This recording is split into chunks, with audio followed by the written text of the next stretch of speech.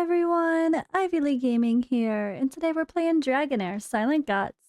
For today's video, I'm going to go through and read our letter from the developer. We've got some updates regarding Season 2, and lots to come.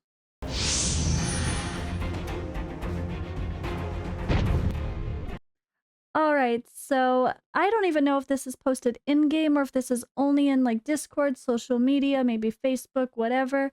But there's a nice little blurb here from the developers, from the staff, so I want to read through it like always. You know, I like to read through all of the updates, and yeah, we kind of want to see what they have to say. Are they listening to our feedback? Are there going to be good changes that we feel are important ahead? Do they have exciting stuff to surprise us coming? How are the seasons and the servers really going to work? So I have a lot of questions, and I'm really curious about all of it right now. I'm definitely curious. So let's dive in and find out. I'm going to read through I'll probably read through like a paragraph and then comment, so I'm not commenting like in between sentences. But if that changes, I apologize. Sometimes you just are like, wait, what? So we'll see how this goes. But let's go ahead and dive right in. All right. So, greetings, travelers. Over the past 2 months, over 10 million travelers have traveled across Adenthia with us, and we're truly grateful for that. 10 million, I count. Ooh. From Chaos Universum to Sanguine Snowfield, you travelers have created miracles over miracles in various planes of Adenthia. The people of Adenthia will never forget the name of the Dragon Slayer. Every time you play the game, you're helping Dragonheir gain popularity. Every discussion you make helps the community grow big, from the early community of thousands to our current community consisting of more than 10,000. Every comment and complaint you make helps make developers realize what else we can do to improve the game. And last but not least, every ounce of your support has given us strength to face endless challenges. Happy Thanksgiving. Thank you for playing Dragonheir. All right. So they're posting this a day late. This is today. It's no longer Thanksgiving, but they tried. That's my first real comment. It's not Thanksgiving anymore, but it's okay. All right, let's see here. Okay. About Season 2 changes. The development team is already working on debugging and optimization of the new season, and the upcoming season will be offering a fresh experience for travelers. I heard you can now sail a ship and embark on a glorious voyage in Dragonheir, but be wary of the ocean monsters that may pop up at any time. Looks like a new, charming and dangerous kinsfolk has appeared in the sandbox under the sea. Interesting. I heard monsters such as Blood Prince and Deadly Harpy have gotten more skills in the new season, and defeating them would yield completely new set effects. Watch your steps, travelers. Ooh. Sounds like there's going to be a new elemental base for the new season. As elemental affinities switch to a new rotation, travelers will have to come up with new lineup strategies. All right, so let's break this down first. So, as they've said, every season is going to have new story, new maps, new NPCs to engage with, and the bosses will change. And they're already going to change the Blood Prince and Deadly Harpy. So Heretical Ruins and Grave of Curse are going to get changes to those bosses, and we're going to get new sets to farm from those bosses. That's really cool. So sets, Deadly Harpy. Oh wait, that Deadly Harpy. Sorry, I just said Heretical Ruins. I'm tired. Harpy is Grave of Venom. I'm sorry. Wrong one. Grave of Venom. Grave of Venom. So new sets from the, yeah, for the Forge and everything. I'm curious what they say. It looks like new charming and dangerous kinsfolk have appeared in the sandbox. When I read that, I thought they meant like the kinsfolk as in the options we have to choose for our traveler in the beginning, but I don't think they mean that. I think they just mean a totally new like NPC and race of characters are going to show up. And then we're going to be getting a new elemental change. Every season, they're going to rotate elemental affinities. Now, I assume it's always going to be the standard of like the domains of, but they could change. I don't know, maybe. But we're like fire and something else, ice and something else, and lightning and something else. So we should be, if they continue the rotation to a new rotation, as they say, and they're not counting the CBT2 Season 0 as new, if it goes to the only one we have not had yet, that would be fire and radiant, poison and... Wait. Poison and... No, fire and necrotic. Sorry, fire and necrotic. We had fire and radiant was the CBT2. So fire and necrotic, which sounds terribly hard, honestly. Terribly hard. I hope they introduce some new epic and rare healers and support heroes and tanks, because there are just not a lot of true good healers that are not legendary from fire and fire and necrotic. There's amazing legendary ones, and there is great support in Adolphus or a Soul Day for fire. But if you don't have them, there's just such limited options. I can't imagine playing without them. And I don't have either one of them on my Season 0 or main account. So, ooh, and then the other one would be poison and necrotic. There was poison and ice before. So poison and necrotic. That's a really weird one. I don't know about that.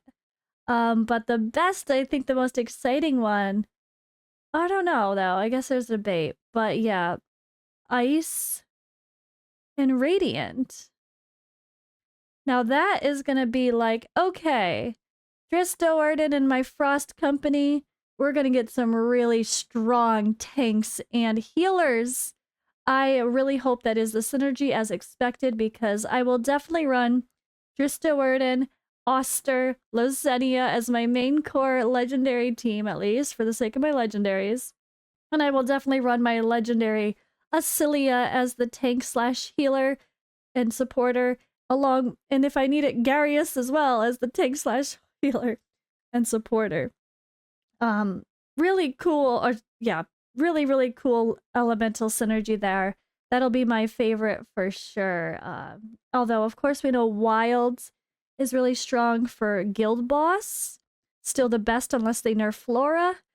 And the way Wild works with the bonuses, because they really benefit from attack. But if everything stays the same, necrotic plus fire, I don't know how that's going to be for Guild Boss. It's going to be interesting. But anyway, all right. Sorry for the long talk. I just really wanted to talk about that because this is the big bulk of the news, right? This is the Season 2 changes. New story, bosses are changing, new sets to farm, and new elemental synergy. All right, now let's talk about how servers are going to change seasons. After each server's 12-week season ends, Season 2 will begin in respective servers. The first Season 2 servers will open mid-December. Once Season 1 ends and all servers reset, all travelers will start again for a new adventure in Season 2. For travelers who were unable to complete Season 1 due to real-life obligations, this would be the perfect window to return. So this is good and bad for me. The good thing is, I'm hoping this means no one should ever be more than 3 months behind, right? Like, if you start just before the new seasons come out, then you're going to be waiting a bit for going through your Season 1. But I think this means, like, okay, once Season 1 has ended, for at least this first set of servers, any new account should just start on Season 2. If that's not the case, and everyone has to always go through Season 1, then Season 2, then Season 3 forever, I will not keep playing this game for much longer, because I don't want to be 5 seasons ahead of new players. That's completely unrelatable, especially as a content creator, and this is my job, so I don't want to make content that's only relevant for 5% of people left still playing from the original season 0 or season 1, you know? I don't want that to eventually be the case. So I think the way this is that, yeah, new players that come in will start on the new season. Like when my server day 1 of global launch resets, if you start playing then, you'll be on the same set with us with season 2. But everyone that started later, or more like now, you're going to have to wait until your whole season plays through before you start season 2. I think it says batches of servers. That's kind of how it's going to be, right? It's going to be batches. The first season 2 servers will open mid-December. I think they mean that. I think my contact said it'll be in batches, so I don't know if literally the ending day of our season, boom, next day is the season 2. I don't know and I don't think that's the case, but it could be. We don't have very good clarification on this. So staff, devs, if you're watching, mods, please strongly encourage. Mid-December is less than a month away. Can you tell us exactly how this first set of servers are going to reset at mid-December? Exactly what does that mean? What does that mean for brand new accounts that start mid-December? Does that mean they're going to start on season 2, or do they have to play season 1 as well? Please clarify all of this. I really want to know 100% so that I can convey the right information, because I keep getting questions every day about this. But I think that'll be the case, and I hope so. But it also could be batches. It could be, like, I started on day 1. Let's say for a few days, maybe up to a week. Maybe they do a 1-week batch of all the servers that started within the first week of gameplay. And then there's like a few days of downtime where you're not actually doing your season. And then all of those servers reset to the new season at the same time. So it's like a big batch of servers all resetting together from multiple days of play. And if you start on the first day, you've got to wait a few days to really reset. But you still can play the game. You could still finish up your Feywild, your Pillar of Trial, whatever. As long as we're very clear on what these dates are going to be, sooner rather than later, that would be helpful, because as someone who has not done like hardly any Feymeander, I would love to know, do I have a few days to do that after servers end? Or do I have no time at all and it rolls it into the next one? So this still leaves lots of questions, but at least it does make it clear that if you're on a season 1 account right now, whatever your server says for the time of it, or your season says, you're going to have a whole season to play out. So that is how that's going to be. All right, about the Dungeons and Dragons collab. Drizzt is finally here. After traveling across the astral plane, we have received your feedback regarding overall power levels and maybe some immediate improvements to Drizzt and Guinevere's survivability. They did immediately improve it, which is true. The Panther was dying really easy. The Panther hardly dies now. The Drizzt dies before the Panther dies, which I think is actually logical because it's a massive Panther. It should have more survivability than an elf, a human-like form, right? All right, we will be keeping an eye on how the collab heroes perform in the upcoming stages. At the same time, we're working on content for the second phase of the collab. Travelers can expect to see new heroes and bosses around the middle of season 2. So every season should be, at least for a while, will be new Dungeons and Dragons universe heroes and bosses and whatever coming to the game and kind of, yeah, adding a little extra spice. We can assume maybe the same setup as before. I don't know. They said middle of season 2. So maybe around the same time, instead of the UTR event, we'll get like another Drista Word and Style event. I don't know. I'm questioning if they're going to have the UTR event every season, because they do show that we can use copies of him to inspire himself. So where are we getting these copies of the limited time hero UTR? I think they're going to rerun that event, but I don't know for sure. But it's good to know that they're going to be continuing the collab. And it's a really, really cool thing for them to kind of encourage players from a different universe. You know, like, people are going to play Dragonheir just because they like Dungeons and Dragons. or that universe, or just a Jordan fan from the books, from whatever, they're going to play just because of that. And that's really smart of this game to get with a big IP right away. All right, now about improving the overall gaming experience. We have received a lot of feedback from travelers, such as goblin dungeons and overall grinding taking too much time, AFK time being too long and tiresome, the defense being favored in arena, making the experience frustrating for some, and the limited hero roster available to new players making team formations difficult. I don't think so. The rares, there's plenty of things to use. Anyway, the development team has heard these voices and made sure to prioritize resolving these issues. Once Season 2 starts running smoothly, we'll focus our resources on addressing the aforementioned issues to improve travelers' experience. It's our goal to make sure travelers enjoy some moment of a game time without feeling spent or wasted. All right, so the biggest thing for me, I think I don't mind the grind, like a background farm a little bit. We're used to that from other games we play. Like farming, like if you want to farm 20 dungeon runs, cool. It's not that bad as far as time consuming goes, but some of the other dungeons are. Like, we definitely could use a 3 times or 4 times speed for some of those other dungeons, just for the sake of the grind of like maybe, I don't know, when you use a multi-battle, it goes faster, like what Watcher of Realms does. Or we could use like an instant skip, like do a batch of 10. You do 1 run, and it counts as 10. But along with that, the biggest problem of taking too much time, I would say, is a low spender and free-to-play player complaint that needs to be addressed. Give people free multi-battles, the auto-battle tickets. Everyone should be able to do 10 battles a day with a damn auto setup. You shouldn't have to pay for that. Let us pay for the plus 30 tickets a day, fine. But give people 10. Honestly, I am not surprised as if someone is low spend or free to play, not playing this game for long and feeling it's not free to play friendly, not because of the heroes like I talk about where the rares and epics are good, but because it's frustrating and time consuming to not have any way to continue doing multiple battles in a row. That's my biggest gripe, I think, and why I barely... So I started off strong, right? I did the Starlight Challenge. I was going to focus my free-to-play Starlight Challenge over my main account.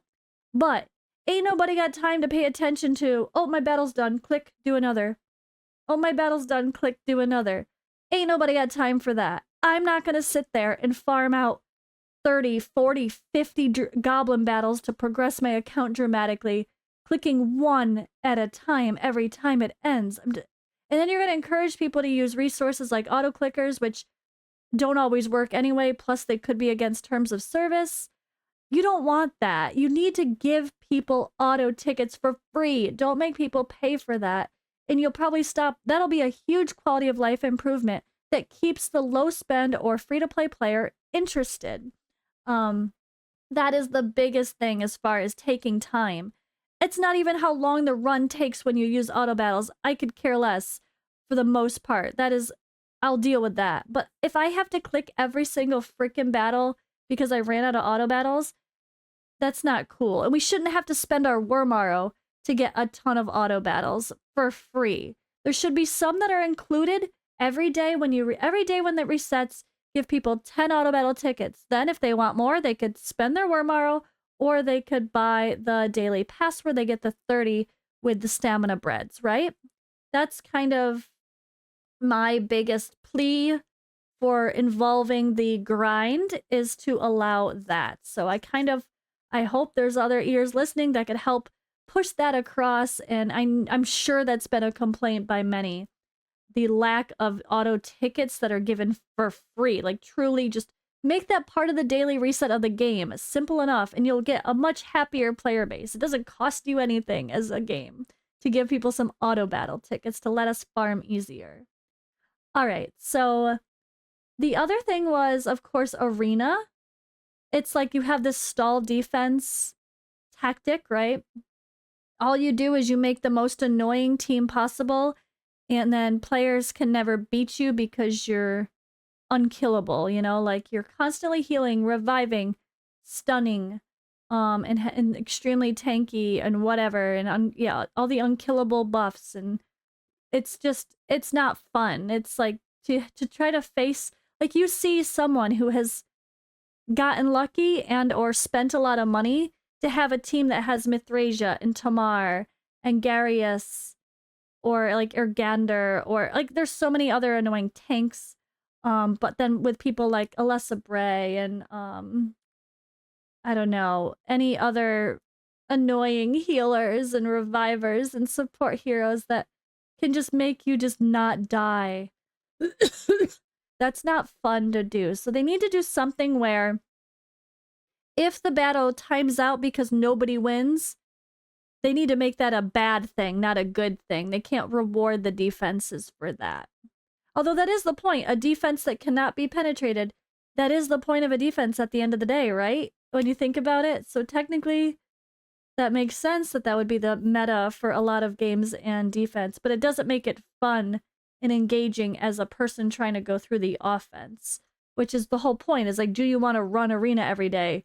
No, not if those are the kind of teams you got to fight where you know there's no way to beat them. Or there is ways, but you still, again, need very specific heroes, or the RNG has to be in your favor, or well, yada, yada, yada. It's just not fun.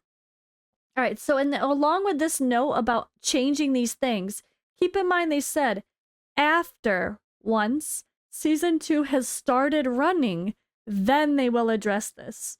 So even though, just try to be patient with them is what we're saying here, guys. I'm actually going to support them in saying be patient with them. Just because Season 2 started and oh my god, there's no big changes to the complaints, they're going to address them after the season has started rolling. So I'm sure we're going to see some changes to Arena and the grind involving either hopefully multi-battles, hopefully faster ×3 or ×4 or instant skip battles as well. But that will probably not happen till after the first start of Season 2 gets rolling. So they're clarifying that here. We are going to resolve these, but we want to get the Season 2 rolling first. So makes sense. All right, now let's see their final statement here about the future.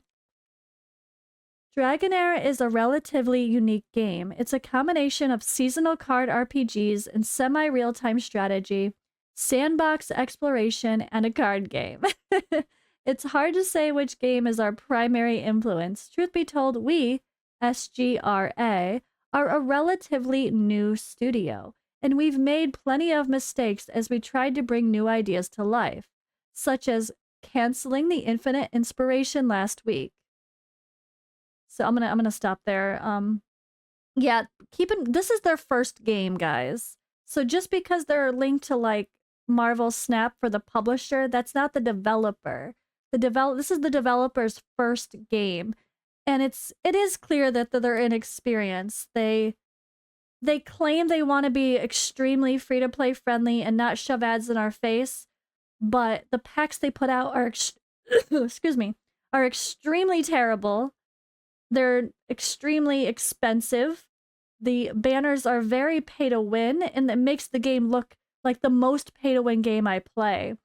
But I'm going to chalk that up to their lack of experience with this genre and hope that they learn from our feedback over time and actually start improving that.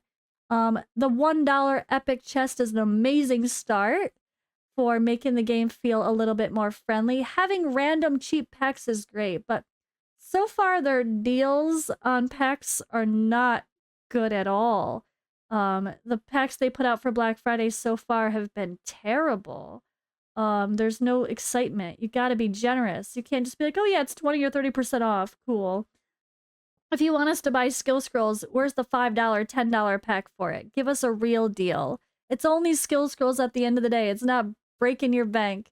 And I don't know, things need to feel really generous for a Black Friday deal, or else people are just gonna laugh at it, honestly. And they've got a lot of work to do with that and with the banners. The banners are I call them the banners, meaning like the blessed, the celestial events. All of those are just very, very, very, very terrible. Very pedo. Even Krakens don't like those banners. You don't even get a boosted rate to pull a hero until you fail first.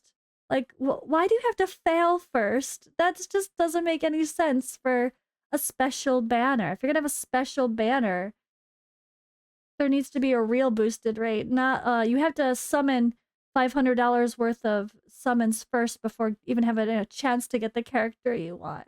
It's got to be cheaper than that because every other game out there is, and people move on if they feel you are too pay to win. All right, so, however, no matter how difficult the path may be, our dream is to make the best and most iconic and most strategic Western fantasy team RPG. Will never change that dream. We will continue to introduce new ideas in our gameplay and strategy designs and make sure every season is different from the other.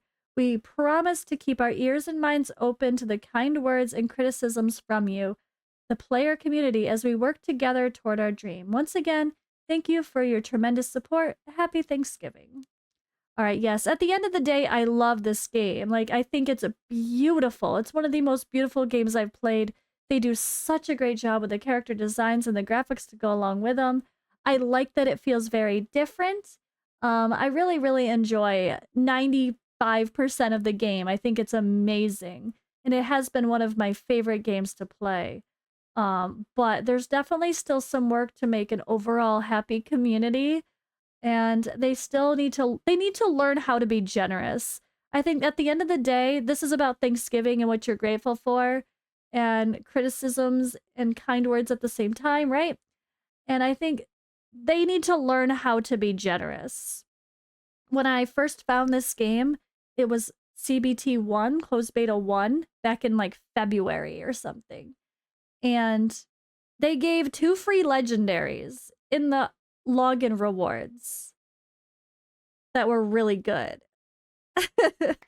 That alone was like, holy crap, this game feels so generous. I want to support a game that's generous. I want to be able to say this game is generous. If I can't say that, it feels bad, and I definitely can't say that about this game. So like I hope that over time, through our suggestions of how to improve summoning system, event banners, the events overall being super hard for early players to complete at all. I hope they can really hear our concerns and for being generous. Like, UTR, free hero from an event that's impossible to get for free. That's not logical at all. Make everyone be able to just simply grind to get it. Make it 100% attainable as long as you put in the time or the effort. Don't make it you have to be super advanced and have spent money to have a crazy account already to feel like you can progress. So that's where my criticism really comes in. To me, there's more good than bad in the game overall, though. I love it. I love how different it is. I love the characters. I love the team building. And I do like the staff has been great to deal with throughout my journey here. I started with someone named Evelyn. I don't think they're no longer with the company. They were very wonderful to talk to. Fino has been helpful when I have questions. There's a new staff member, Frank, that has been very helpful and communicative as well. The moderators, some of them are great, some of them are not so great, not gonna lie. They could use a little help there. But at the end of the day, I really want this game to succeed. I love this game. I know my husband, Odd One Gaming, loves this game. It's probably his favorite game he's played. Like, screw the other games. Like, I know he loves this game. And when we complain, it's because we care. We're thankful for this game. We love it. It makes us happy. And if we complain, it's because we want it to be successful. Hope you guys agree. Thanks for watching this video, though. And I'll see you in the next one.